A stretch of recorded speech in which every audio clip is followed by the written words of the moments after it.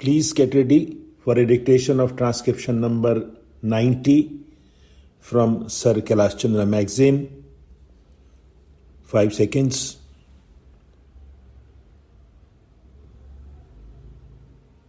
Start. Now, there is another aspect of the rubber industry, namely the rubber producing industry, which has been entirely left out of the consideration of this bill, that is the rubber manufacturing industry. My honorable friend Mr. R.P. Sinha has rightly pointed out that aspect. We find that Indian rubber production has been consumed by the rubber manufacturing industry in India. So here is the question of increasing Indian production. As with the tea trade, the question is of export. As yet, the structure of the tea trade and the trends of the tea trade are such that it is mainly dependent on export, and whenever there is any loss of export market, there is a hue and cry of a crisis. But in the case of the rubber industry, all the rubber produced in India is consumed by the rubber manufacturing industry in India. Rubber is a very important commodity, and this industry should also be developed here. There is a deficit in Indian production. So the government thinks of allowing import of rubber. If the production of rubber is increased by 27,000 tons a year, that will be consumed in India. That is all very true.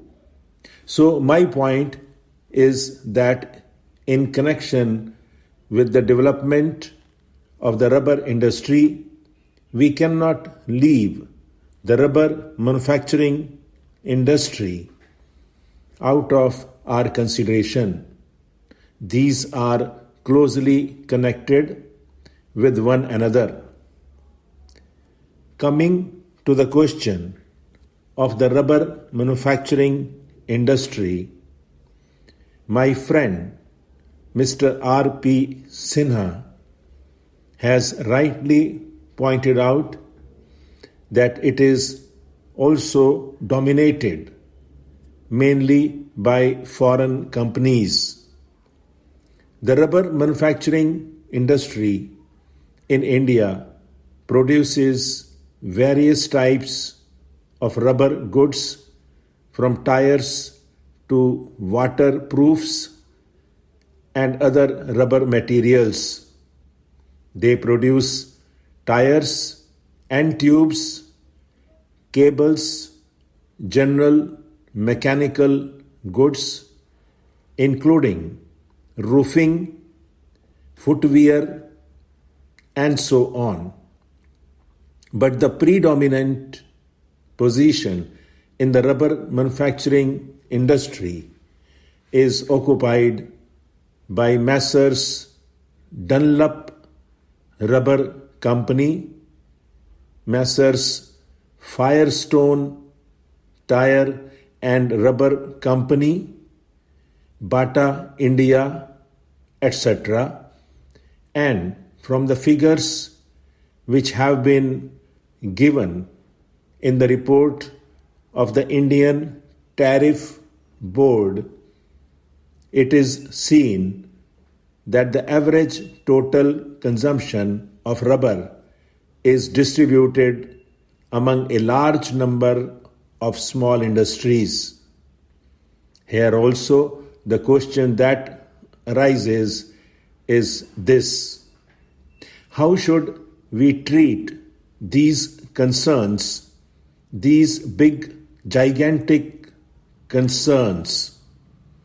Sir, I have not studied the condition of labor in these industries of Messrs. Dunlop, Firestone, and Goodyear Company. Therefore, just now I am not in a position to give you the picture of their condition, but the question is that from the price of rubber in India in relation to the world price of rubber, these people are mostly benefiting. It is true that prices cannot be fixed in such a way that the big concerns will pay one price for the rubber and the small concerns will pay another price for rubber. Here also the main question that comes is this: if we want to develop the small units, the question arises of putting some check on the profits made.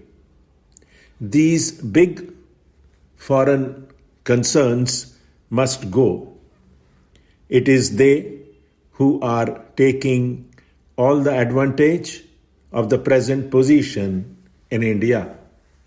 About that aspect, I find that there has been no mention in the bill and there was no indication in the speech of the Honorable Minister for Commerce. Then lastly, I would like to say that here also the government has taken the power to appoint the chairman and is going to reconstitute the board.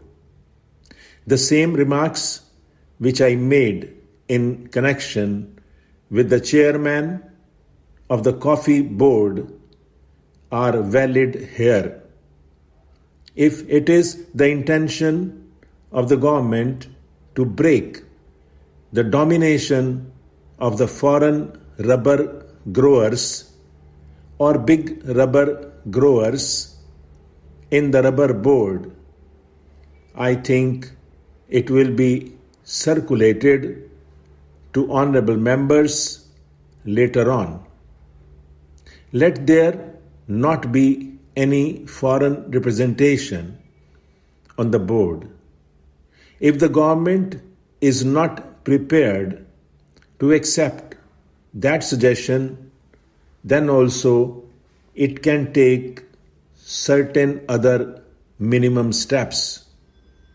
It can increase the representation of small growers. It can increase the representation of labor. The representation of small growers has been increased by one, but the representation of labor should be increased. I do not suggest the number now. In this manner, if the government thinks that the reconstitution of the rubber board is essentially necessary in order to exercise its powers for the development of the rubber industry, then the reconstitution should be on proper lines, not simply by having a nominated chairman, not simply by indulging in eyewash activities. The government should do everything to check the big foreign interests and big growers. Mr. Vice Chairman, as has been pointed out, we have a series of similar bills. Rubber is a cash crop, and therefore I think the government should be very careful to see that in fixing the price of rubber, the price of the manufactured articles is borne in mind.